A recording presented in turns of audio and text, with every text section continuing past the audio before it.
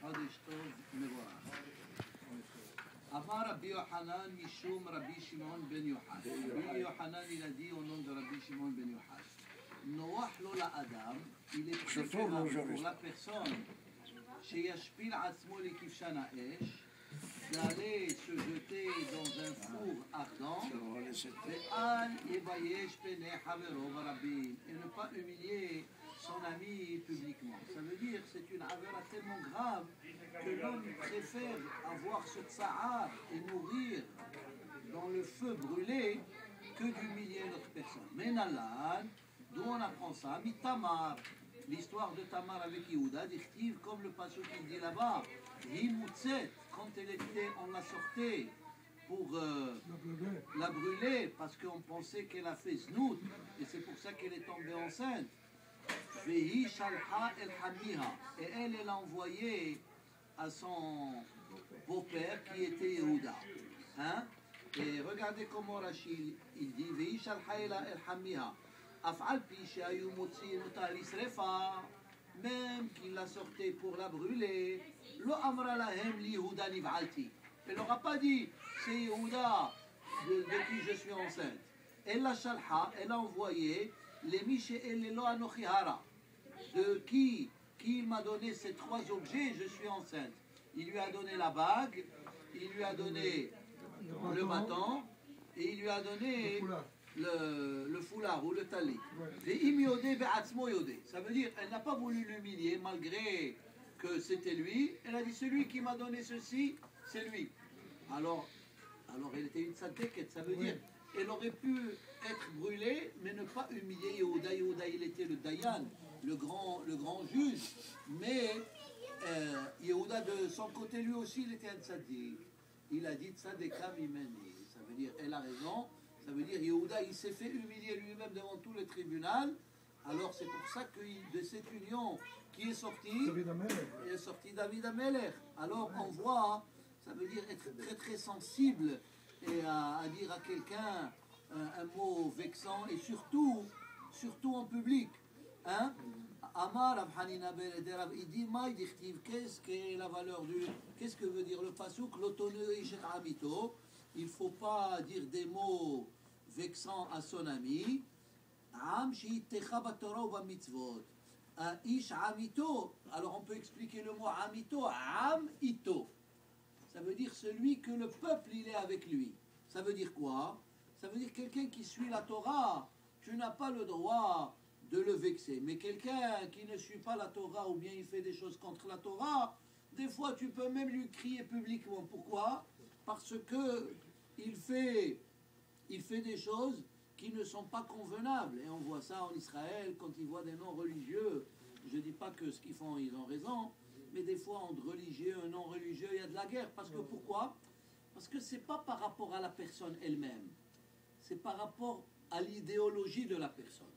Alors ça c'est différent. Amar Rav il a dit, l'homme il doit faire très attention par rapport aux paroles quand il parle à sa femme, de ne jamais dire des mots vexants. La femme, elle se vexe très rapidement. Hein? Elle a beaucoup d'émotions. Ça veut dire dim'ata metsuya, la femme, vite, elle verse des larmes. Même si des fois c'est des larmes de... dim'ata. Ona'ata kerova. Ça veut dire ona'ata kerova. Ça veut dire que la punition de celui qui fait du tsahar même à sa femme, elle est proche. Ça veut dire Hachem il peut punir cet homme-là. Amar Abil Azar. Miyom sha'ara bet hamikdash nin'elu sha'ar tefillah. Depuis, Sha'acham dit que les prières qu'on fait, on perd notre temps. Parce que depuis la destruction du Bet Hamikdash, Hachem il a fermé le bureau, il a fermé le magasin, il a dit ça y est, laissez-moi tranquille. Chez Nehemar, comme il a dit le prophète Echa, Gam ki ezak va'ashavea shatam tefilati. Même quand Ezak je crie, va'ashavea et je prie, Hachem il a bloqué ma prière, il a dit elle n'est pas acceptable. Mais la Gemara elle dit, ve'af'al pi shesha'are tefila nin'alu, sha'are dim'a lo nin'alu. Même si les portes de la prière, ils ont été fermées, ça veut dire Hachem, il a fermé les portes de prière, mais quelqu'un qui prie avec des larmes, Hachem, il lui ouvre la porte. Alors comme je vous ai donné une fois un exemple sur ça. C'est comme quelqu'un, il ferme son bureau, le patron, il ferme son bureau, tu ne peux pas lui parler, mais tu peux lui glisser une enveloppe sous la porte. Alors la même chose, les larmes, ils peuvent passer sous la porte du patron. Hein? Ça dépasse partout. Alors, Hachem, ça veut dire quand on prie avec des larmes, Akadosh Baruch Hu, il accepte ça. Sheneemar, Shim'at tefillati Hachem, Hachem écoute ma prière, Veshav'ati azina, et il dit Ma'ati al teherash. Et par rapport à mes larmes, al teherash, ne sois pas indifférent. Ve'amarav, maintenant, alors on a dit il faut faire, maintenant on a mis en valeur la femme. Maintenant ce Hacham il lui lance une bombe. Ve'amarav, כל ההולך בעצת אשתו נופל בגיהינום. Tout celui qui suit les conseils de sa femme, il va tomber dans le guéhinam. Sheneemar, rak. Pourtant, Dieu a dit chez Sheneemar, rak lo haya ke'ahav vegomer. Amar le, Rav Papa le Abaye. Alors Rav Papa il a posé à Abaye une question. Comment tu peux dire ceci? Vea amre, mais il y a un proverbe qui dit In ishti, inchi, itetach, gutza, gehin ultil hoshla. Ça veut dire, même si ta femme elle est petite de taille, comme un nain, gutza, ça veut dire elle est toute petite. Gutza, ça veut dire courbe-toi vers elle et avant de faire n'importe quoi, demande son opinion. Alors ce Hacham lui dit, qu'est-ce que tu dis si tu suis la femme? Si suis la Hetza, tu es Nofel Begehinam, le contraire, c'est marqué. Même si elle est petite de taille, avant de bouger, tu dois demander son approbation. Alors la Gemara elle donne une réponse qui n'est pas très convaincante. Have mile de alma, have mile de beta. Ça veut dire les affaires matérielles, les affaires de maison, c'est la femme. Hein? Le foyer, la table, les chaises, les invités, comment faire, qu'est-ce qu'il faut acheter, toutes les choses. Hein? Le manger, tout ça, c'est pas ton affaire. Mais les autres affaires, milé d'Ishmaïa, ça veut dire des choses plus spirituelles ou bien des choses plus importantes. Ça veut dire par exemple ta femme, tu vas lui donner pour le business. Peut-être qu'elle va pas très bien saisir de quoi tu parles. Mais les choses, ça veut dire quoi? Tu lui donnes la carte de crédit. Ça, il y a 1000 ans de ça. C'est pas ce qui se passe aujourd'hui. Mais attends, on a dit dans les affaires de maison, tu écoutes ta femme. Mais dans les affaires de business aussi, ils sont très d'accord. Ok. En tout cas, ce YouTube là, il n'est pas bon parce que là, les copains ils parlent des femmes. Non, mais laisse-le, c'est un essai. On va pas l'envoyer publiquement. Non, Bobo, ils vont commencer. Les femmes, toutes les femmes, ils vont m'envoyer d'autres YouTube. Ils vont me dire, c'est ça que tu parles, c'était court. Amar Abhizda, ok, en tout cas. Kol ha-sha'arim nin'alu, hutz mi-sha'ari ona'a. Ça veut dire ici, il dit ce Hacham, tous les portes du ciel, comme on a dit, sont fermées. Mais il y a une porte qui n'est pas fermée. Si quelqu'un, il a fait du tsa'ar à son ami, par rapport à ses paroles, et cette personne, elle prie à Kadosh Baruch Hu, elle dit, regarde, qu'est-ce que telle personne m'a fait? Hachem, il écoute cette prière. Hein?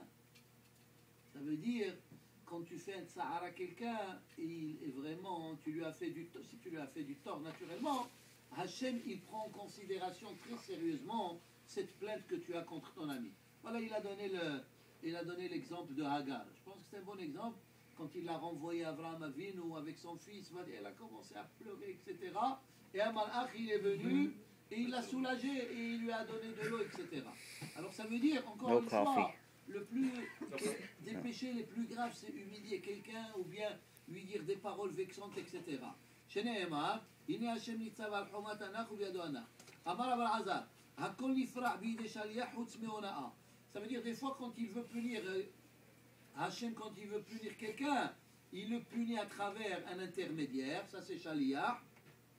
Mais Ona'a, mais celui qui a blessé son ami avec des paroles vexantes, Hachem, il le punit directement. Il ne passe pas par un Shaliach. Sheneemar ubiado anach. Amar Abi Abaout, Shoshana Fargud Nin'al Mifnehem. Ona vegezel ve'avoda zara. Il y a 3 averot que Hachem il s'assure que la personne elle va payer pour. Ona, comme on a dit, celui qui dit des paroles vexantes à autrui, vegezel et le vol. Alors la personne qu'on lui a volé, il prie Hachem, il dit regarde celui-là, il m'a pris mon argent, ve'avoda zara et l'idolâtrie. Ona dichtiv biado anar, gazel dichtiv hamor vashod, ishama ba'al pedea, avoda zara dichtiv ha'amsher.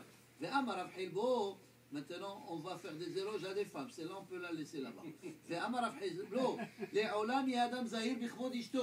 L'homme, il doit faire très, très attention par rapport au respect de sa femme. Il faut toujours la traiter avec délicatesse et gentillesse.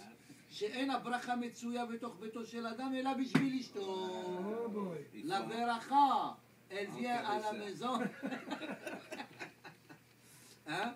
Et toi, YouTube, tu vas être populaire. Ils vont dire, regarde celui-là, il a défendu les femmes. Mais non, on ne me voit pas. She'en beracha, betsuya, betoch beto shel adam, ela bishvil ishto. La beracha, elle vient à la maison grâce à la femme. Alors si tu la traites bien, alors tu auras la beracha. Sheneemar, comme il est écrit là-bas, Avraham Avinu, quand il a été chez Paro, et Paro il a pris Sarah en pensant que c'était la sœur d'Avraham. Après, pour faire la paix, qu'est-ce qu'il a fait? Il a donné des cadeaux. Où Avraham hétif ba'avoura. Grâce à qui? Grâce à Sarah. Alors ça veut dire, on voit que Sarah, elle a amené la bracha à Avraham Avinu. Pourquoi il lui a amené la bracha? Parce que Avraham, il respectait sa femme. Il l'a respecté, mais il lui a dit, écoute, dis ma soeur, comme ça ils vont pas me tuer à toi, et à toi ils peuvent faire ce qu'ils veulent.